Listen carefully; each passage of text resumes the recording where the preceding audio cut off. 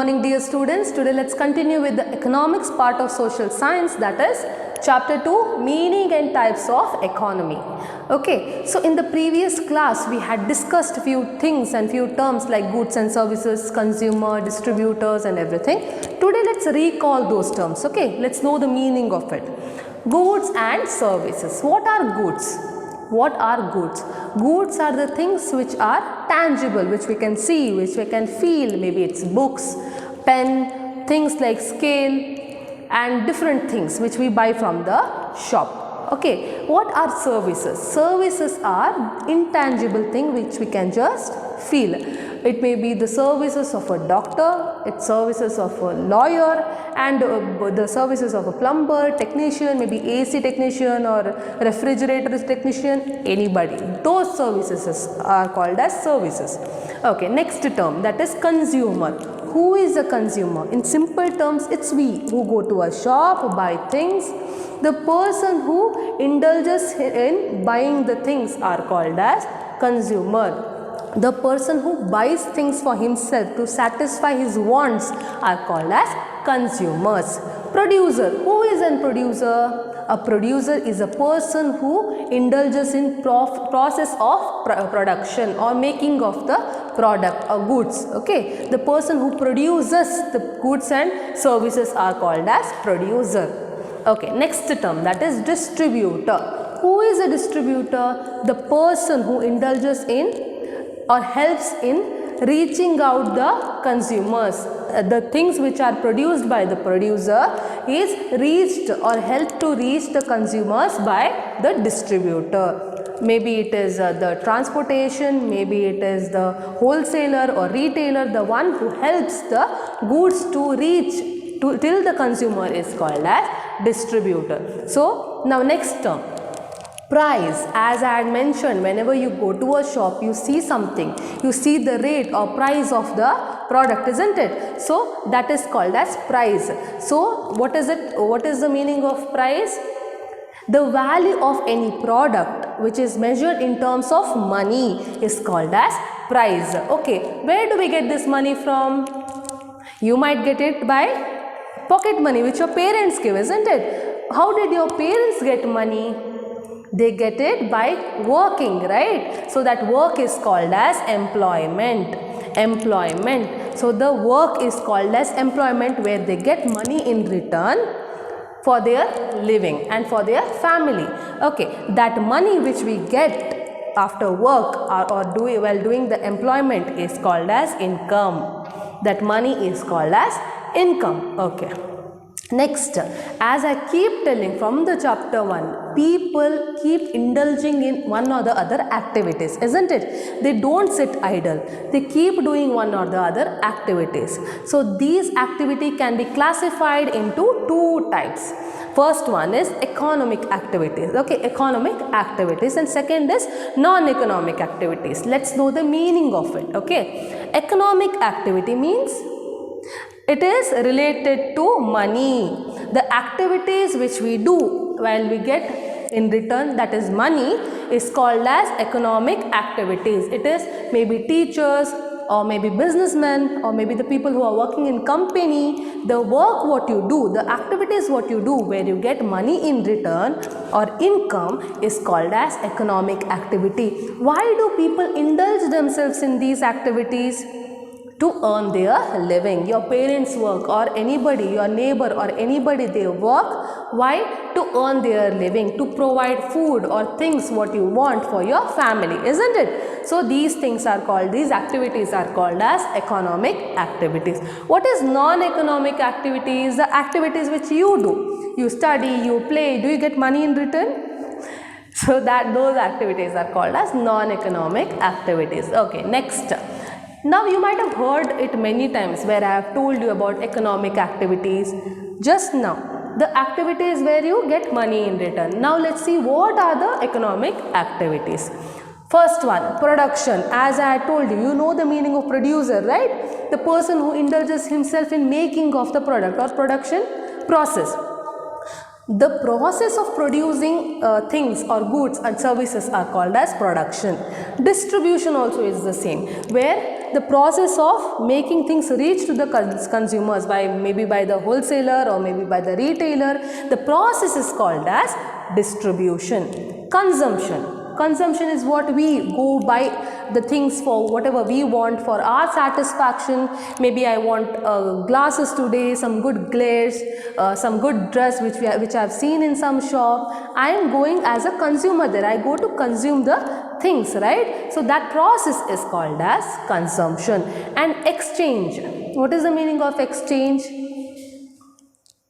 The process of distribution, that is when I go to a shop, I go and ask for something, I give something in return, right? The process or the economic activity and the process where the things which reaches from the consumer, that is producer to the consumer, the process is called as exchange, because there is exchange happens, right? When I go to a shop, I buy something, I give something in return, right? That is called as exchange. Okay, next, now you know the meaning of economic activities, you know all the meanings of the term, right? All the meaning of all these terms. Now let's know what is economy. Economy, what is it? What is the meaning of it? According to the A.J. Brown, it is a system by which people get a living. As I have told you, the people get engaged in economic activities. The main purpose is earn the living or get money for their family wants, isn't it? So that system of making money or system of the system of people getting indulged in earning their living is called as economy. Okay, fair and legal manner. The activity should be such that it should be legal and fair manner. People should not indulge in production of some weapons which are very harmful, maybe smuggling, or maybe they are into robbery where you get money. But what happens? You ultimately ruin or destroy your life and destroy the society as well. This is very harmful for the society. Indulging in robbery, smuggling like drugs and everything is very harmful for the society. Now let's see what is economy in with the normal words. Okay, economy refers to the nature of organization of economic activity. Understand the terms. Okay, economic activities are these. Nature of organizing. The nature of organizing means, what is the meaning of organizing? Putting it into place or looking after the production, distribution, consumption and exchange. The nature of organizing the economic activity in the society is called as economy. Okay, nature of organizing, reaching out the produced items by distributing to the consumer and getting good exchange is called as economy. So why do people indulge themselves in economic activity? The main purpose where people indulge themselves in these kind of activity is to earn money or earn their living.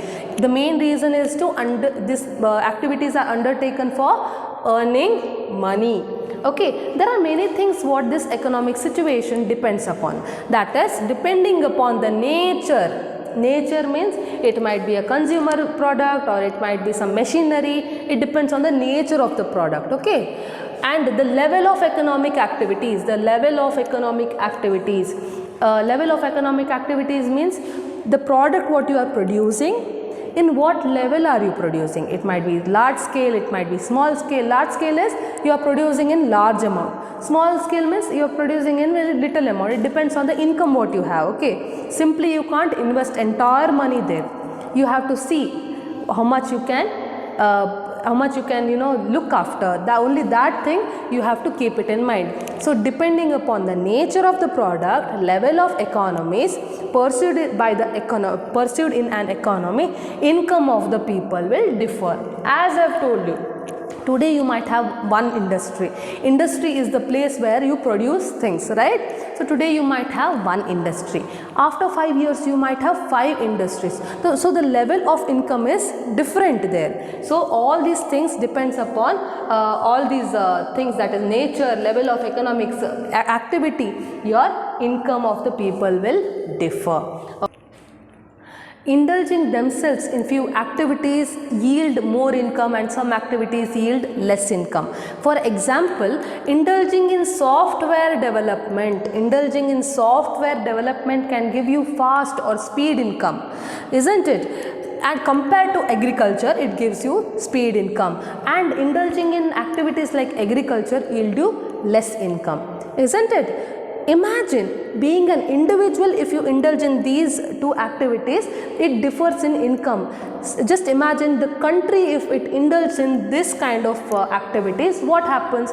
As you know, India's main occupation is agriculture, and few of the countries will completely indulge in software development. So there is difference in income of the country as well, isn't it? So we see two terms here, that is developed country and underdeveloped country. Underdeveloped country, I can give you the example of our country. So there is a difference there, developed country and underdeveloped country. Developed country, I can give you example of US, that is United States of America. So these are the difference where the income differs upon the activities what they are performing. Okay, so economies classified into two types. Economies are broadly classified into two types, which is private ownership and collective ownership.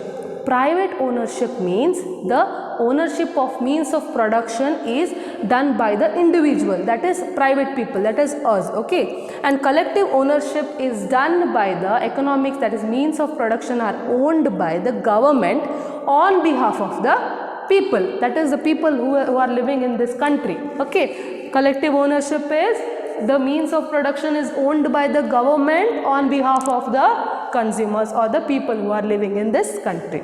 You just learned economies on the basis of the ownership of resources. Those are public ownership and collective ownership.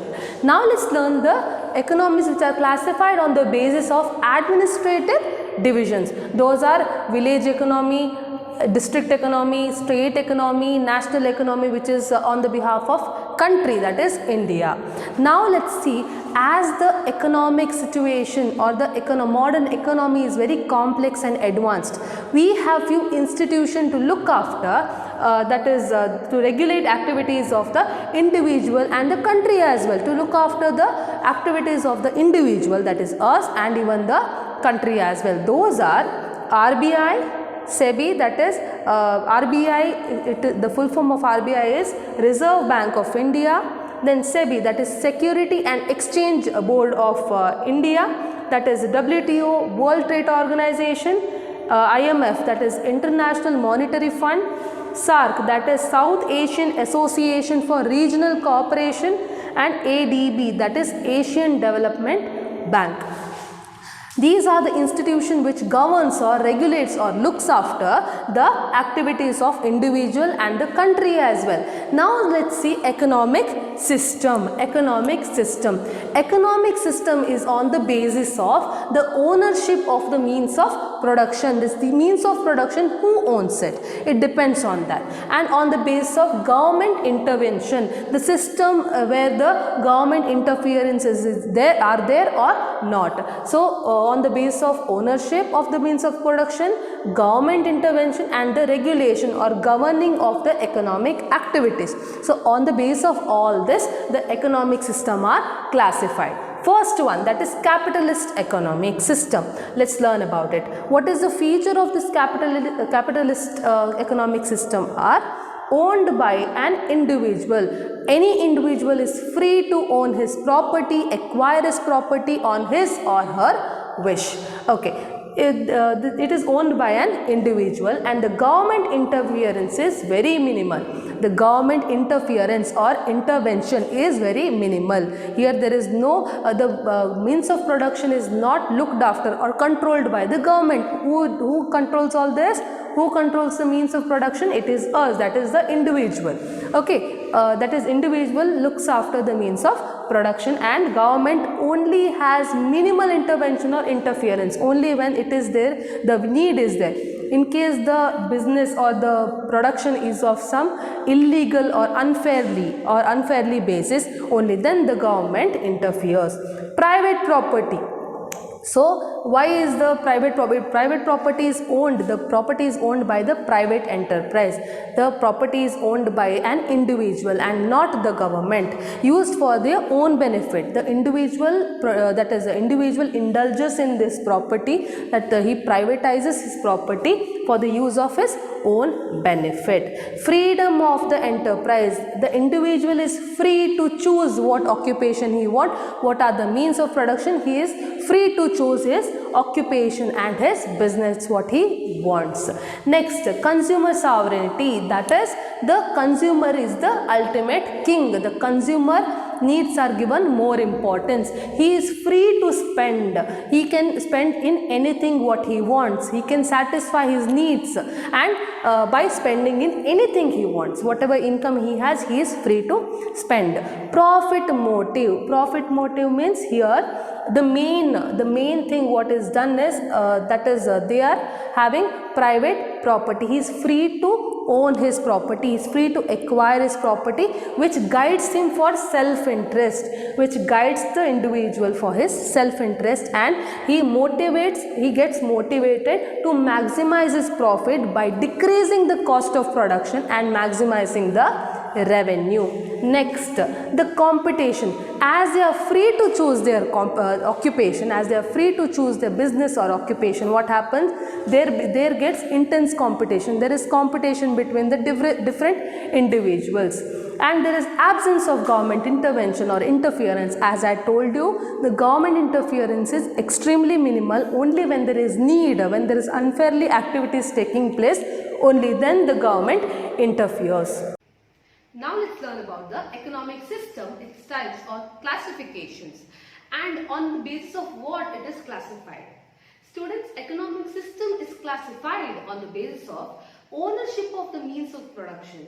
Who owns these means of production? If it's privately owned by an individual or by the government. Second, that is on the basis of the government intervention. How much government interferes in what matter, how it governs, operates, does it operate? That is the second criteria. Third one, regulation of economic activity. It might be production, consumption, distributions. Okay, so on the basis of these three criteria, economic system is classified into three types, that is capitalist economic system, socialist economic system, and mixed economic system.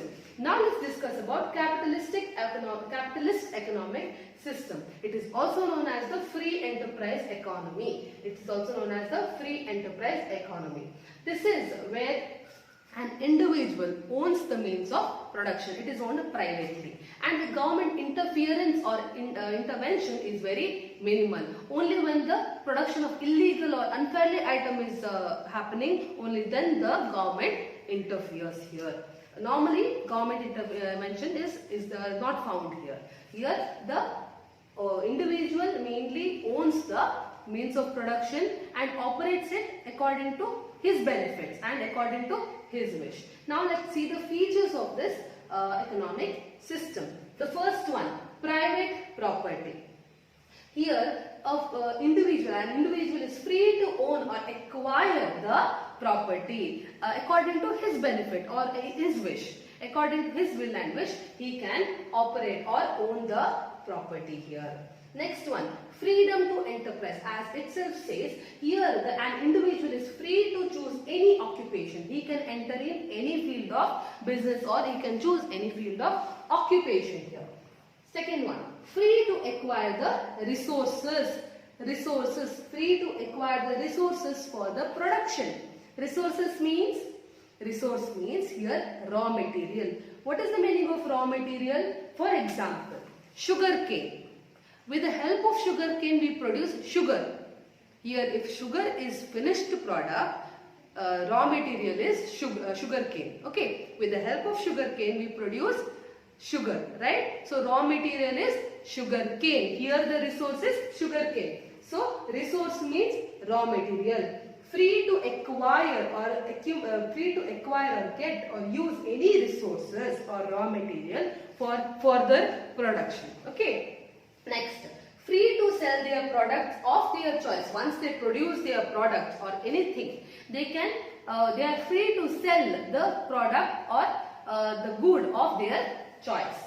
Consumer sovereignty. As the name itself says, consumer is sovereign. He is the king of the capitalist economy. Okay, consumer is the king of capitalist economy, and free to spend their income. They can spend their income on any product they want. They can buy any product. It is up to their will and wish.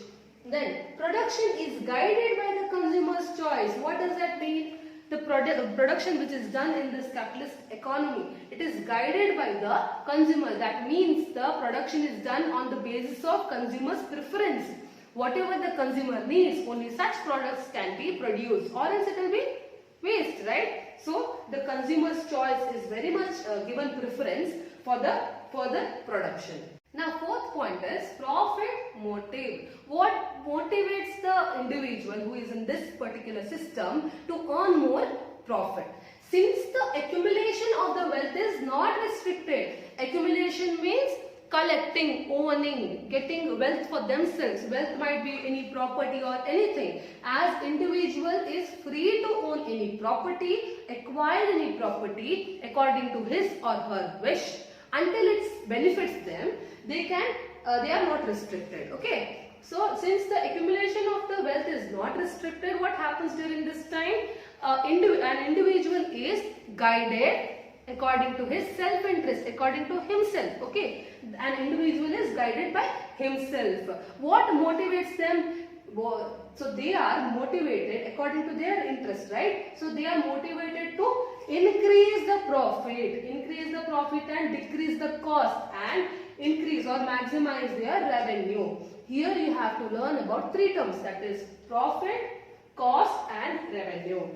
I'll give you an example. Alright. Now imagine you have pen manufacturing industry, pen industry. So per pen, for making this pen with the plastic and the refill, ink and everything, you will need 5 rupees per pen to make this. Okay. So 5 rupees to make this pen. That will be cost of production. Cost means making of this product, what expense you have, that is cost of production. 5 rupees will be cost of production. Alright, clear?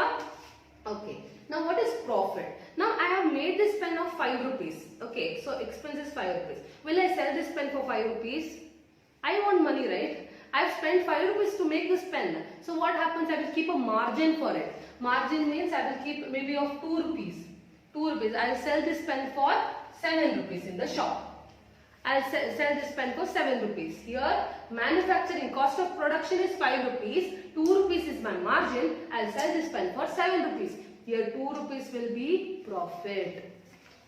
So profit is 2 rupees. Understand? Okay. So you have understood the meaning of profit, the cost of production, and revenue means income. So this individual is motivated to maximize his profit and decrease or minimize the cost of production and increase his revenue. How is he motivated? Imagine I could make this pen for 3 rupees. I could make this pen for 3 rupees. What happens?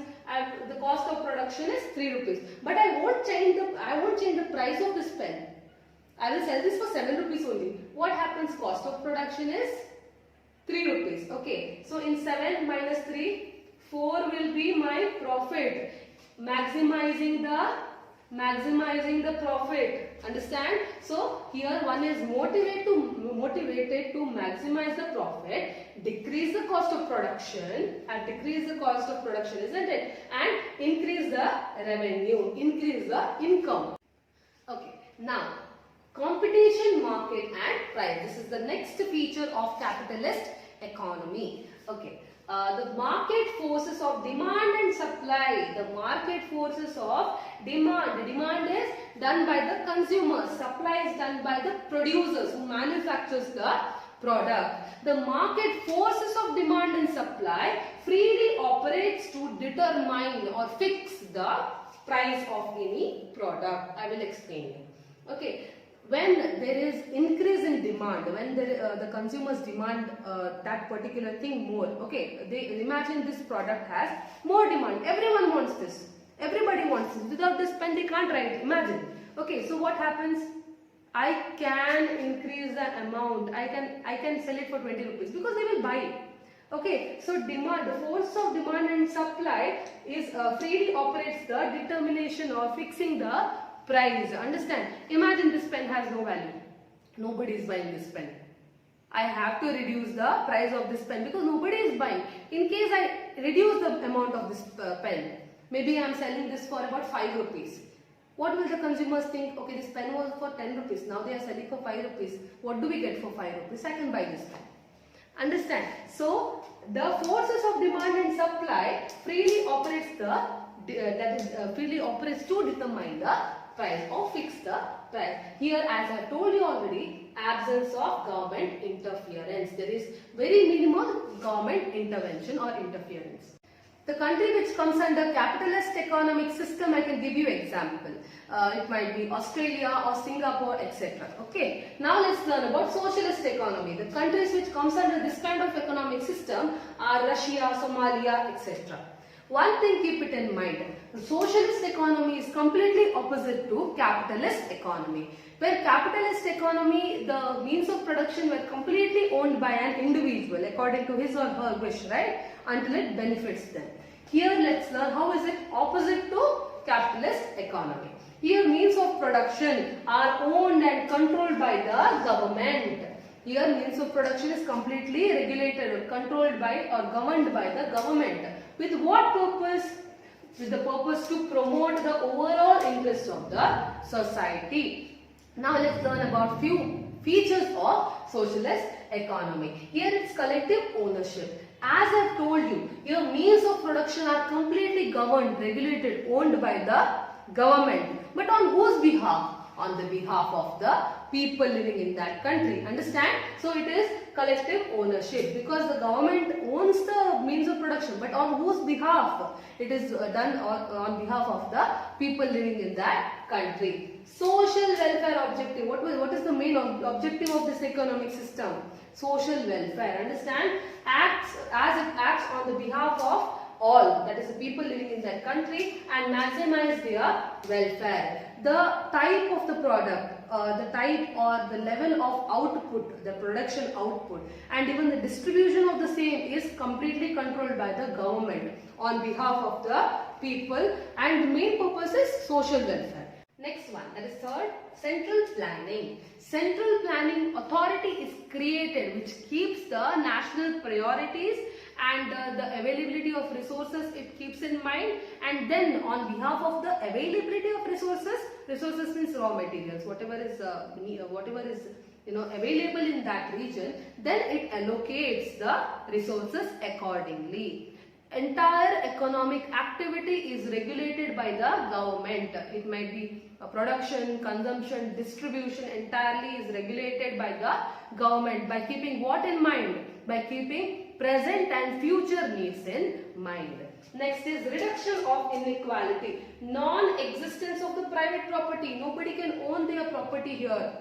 It is of government, it's public property. Okay, nobody can own the property in this kind of system. What happens? This results in reduction of inequality between the different class of the people. There is no class conflict. There is no class conflict. Here everyone is of working class. Now let's learn about the mixed economy. Mixed economy is the combination of capitalist economy and socialist economy. The good features are brought together and we have mixed economy.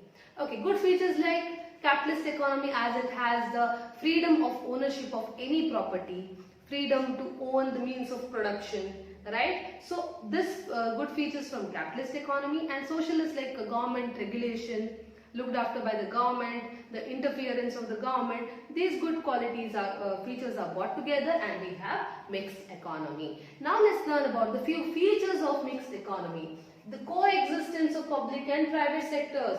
That is, private enterprise owns the production unit.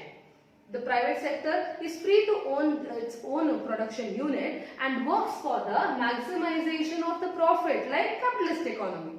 Okay, and at the same time, government adopts the planning mechanism, planning way, how to utilize the available resources because they can't waste, right? So planning mechanism of utilization of resources is looked after by the government, and the production unit can be owned by the that is private enterprise or any individual. Okay, then government regulates the activities especially of private sector through various policies like licensing policies, maybe taxation policies, price policies, monetary policies, etc. Second feature of mixed economy is individual freedom. Here an individual is free to choose his occupation or consumption of his own choice, and producer is not allowed to exploit any consumers. They can't keep the rate high according to their wish.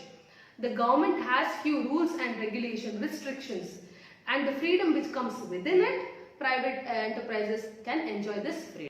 The third feature of mixed economy is economic planning, which says public sector is under direct control of the government. The public sector is under direct control of the government, which works as per the production target given by the government. It is also supported through the incentives and subsidies. Incentives means it is something which encourages the producers. It might be money or anything else. Support. Okay. Subsidies means in 100% of cost of production, a part of cost of production is given by the government. It is helping the producer to reduce his cost of production. Next is the fourth feature is price mechanism. Price mechanism, which says the government policies influence the price. That means it determines the price significantly in mixed economy. Means the government determines the price of public unit, especially the Indian Railways. What does the government do? Government provides the separate price subsidy for the